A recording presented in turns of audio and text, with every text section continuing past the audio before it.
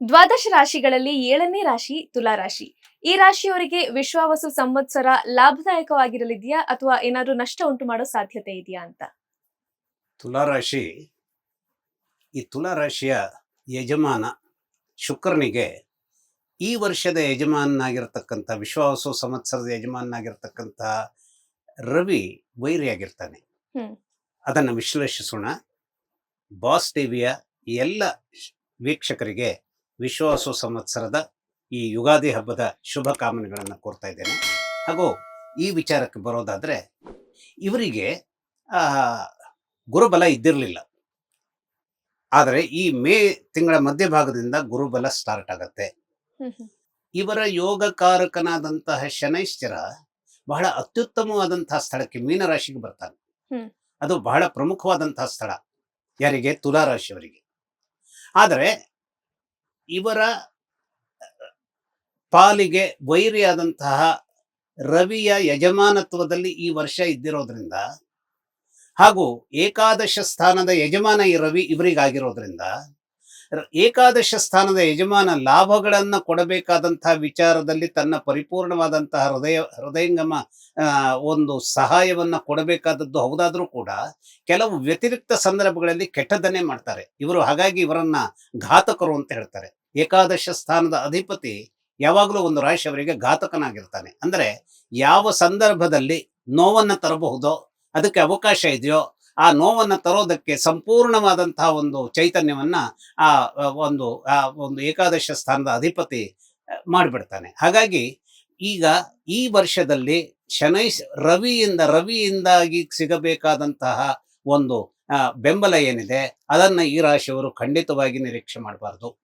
ಆದ್ರೆ ಇವರಿಗೆ ಒದಗಿ ಬಂದಿರುವಂತಹ ಒಂದು ಅಪೂರ್ವವಾದಂತಹ ಶಕ್ತಿ ಏನು ಅಂತಂದ್ರೆ, ಶನಿ ಕಾಟದಿಂದ ಇವರು ದೂರ ಬಂದಿದ್ದಾರೆ. ಈಗ ಮೇ ಮಧ್ಯಭಾಗದಿಂದ ಶನೈಶ್ಚರ ಉತ್ತಮವಾದಂತಹ 6ನೇ ಮನೆಗೆ ಬರೋದ್ರಿಂದ, ಮೀನರಾಶಿಗೆ ಬರೋದ್ರಿಂದ, ಈ 2.5 ವರ್ಷಗಳಿಂದ ಇದ್ದಿದ್ದಂತಹ ಏನು ಈ ಪಂಚಮ ಶನಿ ಕಾಟ ಇತ್ತು ಅದರಿಂದ ಹೊರಗೆ ಬಂದಿದ್ದಾರೆ.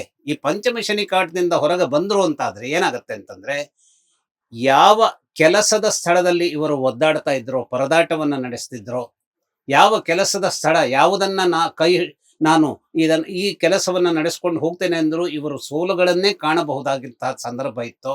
ಅಥವಾ ಪದೇ ಪದೇ ತಮ್ಮ ಕೆಲಸದ ಸ್ಥಳದಲ್ಲಿ ಯಾವುದೋ ಒಂದು ಕಾರಣಕ್ಕಾಗಿ ಆ ಕೆಲಸವನ್ನ ಬಿಡಬೇಕಾದದ್ದು, ಆ ಕೆಲಸವನ್ನ ಒಳ್ಳೆಯದಾದಂತಹ ಏನೋ ಒಂದು ಸಂಬಳಕ್ಕಾಗಿ ಬಂದರೂ ಕೂಡ ಒಂದು ಸಹಕರಿಸುವಂತಹ ಆಪ್ತವಾದಂತಹ ಮನಸ್ಸುಗಳು ಇರದೆ ಹೋದಂತಹ ಕಲೀಗ್ಸ್ ಜೊತೆ ದಿನವೂ ಒಂದು ರೀತಿಯ ಜಟಾಪಿಟಿಯನ್ನ ಎದುರಿಸಬೇಕಾದಂತಹ ಸಂದರ್ಭ ಏನಿತ್ತು, ಅವೆಲ್ಲದರಿಂದ ದೂರ ಬರೋದಕ್ಕೆ ಈಗ ಅವಕಾಶಗಳಿರ್ತವೆ. ಯಾಕೆ ಹಾಗಾದ್ರೆ ದೂರ ಬರೋದಕ್ಕೆ ಅವಕಾಶಗಳಿರ್ತವೆ ಅಂತಂದ್ರೆ, ಚಂದ್ರ ಇವನು ಇವರ ಕರ್ಮಸ್ಥಾನದ, ಅಂದ್ರೆ ಇವರು ಯಾವ ಕೆಲಸವನ್ನು ಮಾಡ್ತಾರೋ ಆ ಮನೆಯ ಯಜಮಾನನಾಗಿರೋದ್ರಿಂದ, ಈಗ ಈ ಶನೈಶ್ಚರನ ಹಿಡಿತದಿಂದ ಹೊರಬಂದವನಾಗಿರೋದ್ರಿಂದ ಕೆಲಸದ ಸ್ಥಳದಲ್ಲಿ ಇವರಿಗೆ ಸ್ವಲ್ಪ ಅನುಕೂಲಕರವಾದ ಸ್ಥಿತಿಗತಿಗಳನ್ನ ಚಂದ್ರ ಒದಗಿಸಬಲ್ಲ.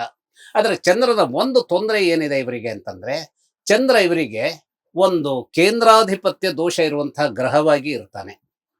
ಹಾಗಾಗಿ ಈ ಒಂದು ಜಾತಕ ಶಾಸ್ತ್ರದಲ್ಲಿ, ಭಾರತೀಯ ಜ್ಯೋತಿಷ್ಯ ವಿಜ್ಞಾನದ ಶಾಸ್ತ್ರದಲ್ಲಿ ಹೇಗಿರ್ತವೆ ಅಂತಂದ್ರೆ, ಯಾವುದೋ ಒಂದು ಮುಖದಲ್ಲಿ ಒಂದು ಗ್ರಹ ಅದ್ಭುತವಾದಂತಹ ಬೆಳಕನ್ನ ತೋರ್ಪಡಿಸ್ತಾ ಇದೆ ಅಂತಾದ್ರೂ ಕೂಡ ಇನ್ನೊಂದು ಮಗ್ಗಲಿನಲ್ಲಿ ಅದು ಕಾರ್ಗತ್ತಲನ್ನ ಸಿಡಿಸುವಂತಹ ಒಂದು ನಿಮ್ಮನ ಸ್ಥಿತಿಯನ್ನು ಕೂಡ ಅದು ತಲುಪಿ ಬಿಡಬಹುದು. ಹಾಗಾಗಿ ಆ ಗ್ರಹಗಳು ಏನಾಗ್ತವೆ, ಅವು ಕ್ಷಣವೊಂದಕ್ಕೆ ಈ ರೀತಿಯಲ್ಲಿ ಒಳ್ಳೆಯದಾಗಿದ್ರೆ ಇನ್ನೊಂದು ಕ್ಷಣಕ್ಕೆ ಕೆಟ್ಟ ಸ್ಥಿತಿಯಲ್ಲೂ ಇರುವಂತಹ ಸ್ಥಿತಿಗತಿಗಳನ್ನ ಪಡೆದು ಬಿಡ್ತವೆ. ಹಾಗಾಗಿ ಈ ಕೆಟ್ಟ ಸ್ಥಿತಿಯನ್ನ ಪಡೆಯುವಂತಹ ಸ್ಥಿತಿಗತಿಗಳನ್ನ ಚಂದ್ರ ಬಹುಬೇಗನೆ ತನ್ನ ಸೊತ್ತನ್ನಾಗಿಸಿಕೊಳ್ಳಬಲ್ಲದಕ್ಕೆ ಇವನಿಗೆ ಅವಕಾಶಗಳಿರುತ್ತೆ. ಯಾಕೆಂತಂದ್ರೆ ಇವನು ಶುಕ್ಲ ಪಕ್ಷದಲ್ಲಿ ಸಂವರ್ಧನೆಗೊಳ್ಳುತ್ತಾ ಹೋದ್ರೆ ಕೃಷ್ಣ ಪಕ್ಷದಲ್ಲಿ ಏನಾಗ್ತಾನೆ, ಅವನು ಕ್ಷಯಿಸ್ತಾ ಹೋಗ್ತಾನೆ, ಅವನು ಏನಾಗ್ತಾನೆ, ತನ್ನ ಬೆಳಕನ್ನ ಕಳ್ಕೊಳ್ತಾ ಹೋಗ್ತಾನೆ. ಹಾಗಾಗಿ ತುಲಾ ರಾಶಿಯವರಿಗೆ ಏನಾಗುತ್ತೆ, ಸಂವರ್ಧನೆಗೆ ಬರುವಂತಹ ಚಂದ್ರ ಒಂದು ರೀತಿಯಲ್ಲಿ ಇವರಿಗೆ ಸಹಾಯ ಮಾಡುವಂತಹ ಒಂದು ಕೈಂಕರ್ಯವನ್ನು ಮಾಡಿದರೂ ಕೂಡ ಈ ಒಂದು ಕೃಷ್ಣ ಪಕ್ಷದ ಸಂದರ್ಭದಲ್ಲಿ ಬೆಳಕನ್ನ ಕಳ್ಕೊಳ್ಳುವವನಾಗಿರೋದ್ರಿಂದ ಅನೇಕ ರೀತಿಯಲ್ಲಿ ಇವರ ಮನಸ್ಸುಗಳನ್ನ ತಾಕಲಾಟದ ವಿಚಾರದಲ್ಲಿ ಮುನ್ನುಗ್ಗಿಸಲಿಕ್ಕೂ ಕೂಡ ಕಾರಣವಾಗ್ಬಿಡಬಹುದು. ಹಾಗಾಗಿ ಇವರು ಭದ್ರವಾಗಿ ನಂಬಿಕೊಳ್ಬೇಕಾದದ್ದೇನು, ಸೂರ್ಯನನ್ನೂ ನಂಬಲಿಕ್ಕೆ ಆಗೋದಿಲ್ಲ, ಹಾಗೆ ಚಂದ್ರನನ್ನೂ ಈ ವರ್ಷ ನಂಬಲಿಕ್ಕೆ ಸಾಧ್ಯವಾಗಲ್ಲ. ಆದರೆ ಇವರಿಗೆ ಯೋಗಕಾರಕನಾದಂತಹ ಇವನ ಪ್ರಾಣ ಶುಕ್ರ ಗ್ರಹದ ಯಜಮಾನತ್ವದಲ್ಲಿ ಈ ಏನು ತುಲಾ ರಾಶಿ ಇದೆ ಅಂತಹ ಶುಕ್ರನ ಪ್ರಾಣ ಮಿತ್ರನಾದಂತಹ ಶನೈಶ್ಚರ ಇವರಿಗೆ ಸಂಪೂರ್ಣವಾದಂತಹ ಹೆಲ್ಪ್ಗಳನ್ನು ಕೊಡಬೇಕು. ಹಾಗಾದ್ರೆ ಅವನು ಕೊಡಬೇಕಾದಂತಹ ಹೆಲ್ಪ್ ಯಾವುದು?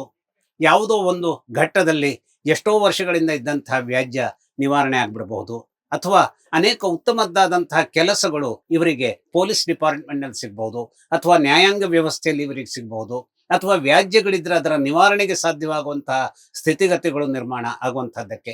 ಯಾಕೆಂದ್ರೆ ಒಮ್ಮೊಮ್ಮೆ ಏನಾಗುತ್ತೆ, ಕೇವಲ ಕನ್ನಡಿಯ ಗಂಟಾಗಿ ಕಾಣಿಸ್ತಾ ಇರ್ತದೆ. ಒಂದು 500 ಕೋಟಿ 600 ಕೋಟಿ ಆದಂತಹ ಒಂದು ಆಸ್ತಿ ನಮ್ಮದು ಇದ್ದರೂ ಕೂಡ ಅದು ಯಾವುದೋ ಒಂದು ವ್ಯಾಜ್ಯಕ್ಕಾಗಿ ಅದನ್ನ ನಾವು ಸಂಪೂರ್ಣವಾಗಿ ಅದರ ಹೋಲ್ಡ್ ಅನ್ನು ತಗೊಳ್ಳಿಕ್ಕೆ ಸಾಧ್ಯವಾಗದೆ ಹೋದಂತಹ ಸಂದರ್ಭದಲ್ಲಿ ಅದು ಕೇವಲ ಕನ್ನಡಿಯ ಗಂಟಾಗುತ್ತೆ. ಅದು ವ್ಯಾಜ್ಯಕ್ಕೆ ಬೇಕಾದಂತಹ ಒಂದು ವಸ್ತುವಾಗಿ ಅದು ತನ್ನ ಪರಿವರ್ತನೆಯನ್ನು ಕಂಡುಕೊಂಡಿರುತ್ತೆ. ಅಂತಹ ಒಂದು ಸ್ಥಿತಿಗತಿಗಳು ಇರುವಾಗ ಆ ಆಸ್ತಿ ಇವರಿಗೆ ದೊರಕುವಂತಹ ಒಂದು ವಿಶೇಷವಾದಂತಹ ಜಡ್ಜ್ಮೆಂಟ್ ಕೋರ್ಟ್ನಲ್ಲಿ ಸಿಗಬಹುದು, ಅಥವಾ ಯಾರೆಲ್ಲರ ನಡುವೆ ಆ ಒಂದು ಆಸ್ತಿಯ ವಿಚಾರ ಒಂದು ಕಗ್ಗಂಟಾಗಿ ಜಗಳಕ್ಕೆ ಕಾರಣವಾಗುವಂತಹ ಸ್ಥಿತಿಗತಿಗಳಿದ್ದು ಇತ್ತೋ ಅವರೆಲ್ಲರೂ ಸೇರಿ ಒಂದು ರಾಜಿ ಮಾಡ್ಕೊಳ್ಳೋಣ, ನಾವು ರಾಜಿ ಪಂಚಾಯಿತಿಗೆ ಮೂಲಕವಾಗಿ ಎಲ್ಲರಿಗೂ ಬರಬೇಕಾದಂತಹ ಸಮಪಾಲನ್ನು ಸ್ವೀಕರಿಸ್ಕೊಳ್ಳೋಣ ಅನ್ನುವಂತಹ ಒಂದು ರಾಜಿ ಆಗುವಂತಹ ಟೇಬಲಿಗೂ ಬಂದು ಕೂತ್ಕೊಳ್ಳುವಂತಹ ವಿಶೇಷವಾದಂತಹ ಒಂದು ವರ್ತಮಾನ ನಿರ್ಮಾಣ ಆಗ್ಬಿಡ್ಬಹುದು.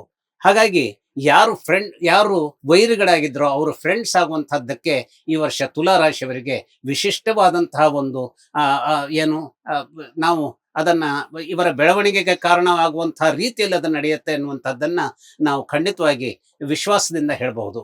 ಹಾಗೆಯೇ ಈ ರಾಶಿಯ ಜನರು ನಮ್ಮಲ್ಲಿ ಅನೇಕ ಸ್ಪರ್ಧೆಗಳಿರ್ತವೆ.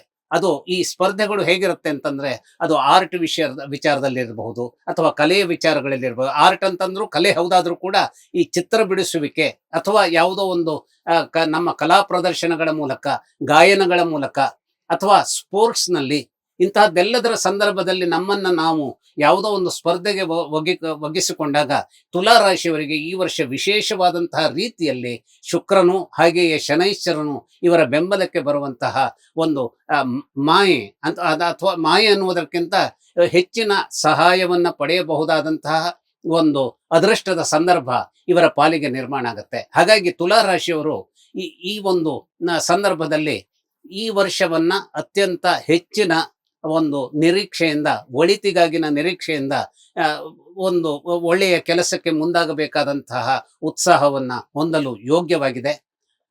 ಶನೈಶ್ಚರ ಒಳ್ಳೆಯದಾಗಿ ಇರುವುದರ ಜೊತೆಗೆ ಈ ಒಂದು ತನ್ನದೇ ಆದಂತಹ ಕೆಟ್ಟತನವನ್ನ ತೋರಿಸುವಂತಹ ಗ್ರಹವಾಗಿ ಸೂರ್ಯ ಇದ್ದರೂ ಕೂಡ, ಚಂದ್ರ ಇದ್ದರೂ ಕೂಡ, ಕೇವಲ ಶನೈಶ್ಚರನಿಂದಲೇ, ಹಾಗೆಯೇ ಕೇವಲ ಬುಧನಿಂದಲೇ.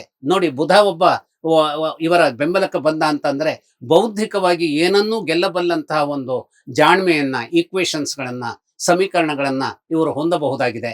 ಅಂತಹ ಜಾಣ್ಮೆಯ ಈಕ್ವೇಶನ್ಸ್ ಇವರ ಜೀವನದಲ್ಲಿ ಅನೇಕದ್ದನ್ನ ಇವರು ಸಾಧಿಸಿಕೊಂಡ್ರು ಅಂತಾದ್ರೆ ಆ ಎಲ್ಲ ಕೆಲಸಗಳು ಬರೇ ಸಿನಿಮಾ ರಂಗವೋ ಅಥವಾ ಆರ್ಟ್ ಫೀಲ್ಡೋ ಇದು ಮಾತ್ರ ಅಲ್ಲ. ಇವರು ಅಂತಾರಾಷ್ಟ್ರೀಯ ಮಟ್ಟದಲ್ಲಿ ಯಾವುದೋ ಒಂದು ರೀತಿಯ ವ್ಯಾಪಾರಗಳನ್ನ ಇವರು ಹೊಂದಬೇಕು ಅಂತಿದ್ರೆ, ಓವರ್ಸೀಸ್ ಯಾವುದೋ ಒಂದು ಎಷ್ಟು ತಮ್ಮದೇ ಆದಂತಹ ಕೆಲವು ಏನು ಈ ಕಾರ್ಯಕ್ಷೇತ್ರಗಳ ಬ್ರಾಂಚ್ಗಳನ್ನ ಅಲ್ಲೂ ಓಪನ್ ಮಾಡಿ ಅಲ್ಲಿಯೂ ಕೂಡ ಸಿದ್ಧಿಯನ್ನು ಗಳಿಸ್ಕೊಳ್ಬೇಕು ಅಂತಾದ್ರೆ ಅಲ್ಲಿಯೂ ಕೂಡ ಸಿದ್ಧಿಯನ್ನು ಗಳಿಸ್ಕೊಳ್ಳೋದಕ್ಕೆ ಬೇಕಾದಂತಹ ಅತ್ಯುತ್ತಮವಾದಂತಹ ವಾತಾವರಣವನ್ನ ಈ ವಿಶ್ವಾವಸು ಸಂವತ್ಸರದಲ್ಲಿ ಇವರು ಹೊಂದಬಹುದು. ಹಾಗಾಗಿ ಹಣಕಾಸಿನ ವಿಚಾರದಲ್ಲಿ ಅನೇಕ ರೀತಿಯ ಯಶಸ್ಸನ್ನ ಈ ವರ್ಷ ಇವರು ನಿರೀಕ್ಷಿಸಬಹುದಾಗಿದೆ. ಆದರೆ ಒಂದೇ ಒಂದು, ಆ ಯಶಸ್ಸಿನ ಸಂದರ್ಭದಲ್ಲಿಯೇ ಮಂಗಳನ ತೊಂದರೆ ಯಾವುದೇ ಒಂದು ಸ್ವರೂಪದಲ್ಲಿ ಇವರಿಗಿದ್ರೆ ಏನಾಗುತ್ತೆ, ಹೆಣ್ಣಿಗೆ ಗಂಡು ಅಥವಾ ಗಂಡಿಗೆ ಹೆಣ್ಣು ಮಾಯೆಯ ಸ್ವರೂಪದಲ್ಲಿ ನಾಶಕ್ಕೆ ಬೇಕಾದಂತಹ ಮೂಲ ಬೀಜವನ್ನು ಕೂಡ ಸೃಷ್ಟಿಸೋದಕ್ಕೆ ಕಾರಣ ಇರುತ್ತೆ. ಹಾಗಾಗಿ ತಮ್ಮದಾದಂತಹ ಒಂದು ಆತ್ಮಸ್ಥೈರ್ಯವನ್ನ ಮತ್ತು ಮಾನಸಿಕ ಘಟ್ಟದ ಒಂದು ಆ ಧಾರ್ಷ್ಟ್ಯವನ್ನ, ಯಾಕೆಂದ್ರೆ ಚಂಚಲತೆ ಹೊಂದುವಂತಹದ್ದು, ಚಂಚಲತೆ ಇವರಿಗೆ ಇರೋದಿಲ್ಲ. ಆದರೂ ಈ ವಿರುದ್ಧ ಲಿಂಗಿಗಳ ಬಗೆಗಾಗಿನ ವಿಚಾರ ಏನಾಗಬಹುದು, ಇವರಿಗೆ ವಿಷದ ತುತ್ತಾಗಿ ನಾವಿವತ್ತು ಹೇಳ್ತೇವೆ ನಾವು ಹನಿ ಟ್ರ್ಯಾಪ್ ಅಂತ, ಆ ರೀತಿಯ ಒಂದು ವಿಚಾರಗಳು ಇವರಿಗೆ ಸಂಭವಿಸೋದಕ್ಕೆ ಕಾರಣವಾಗುವಂತಹ ವಿಚಾರಗಳು ಅಕಸ್ಮಾತ್ ಆಗಿ ಈ ರಾಶಿಯ ಜನರಿಗೆ ಶುಕ್ರ ಮತ್ತು ಮಂಗಳರ ಸಂಬಂಧವಾದಂತಹ ಕೆಟ್ಟ ಸಂಯೋಜನೆ ಇದೆ ಅಂತಾದ್ರೆ ಸಂಭವಿಸೋದಕ್ಕೆ ಸಾಧ್ಯ ಇರುತ್ತೆ.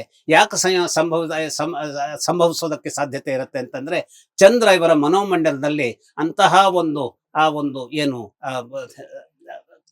ನಾವು ಈಗ ತೂಕಡಿಸೋದು ಅಂತ ಹೇಳ್ತೇವಲ್ಲ, ಆ ತೂಕಡಿಕೆಯನ್ನ ಇವರಿಗೆ ತಂದು ತಪ್ಪುಗಳನ್ನ ಮಾಡಿಬಿಡಬಹುದಾದಂತಹ ಸಾಧ್ಯತೆಗಳಿಗೆ ಇವರಿಗೆ ಅವಕಾಶ ಮಾಡಿಕೊಟ್ಬಿಡ್ತಾನೆ.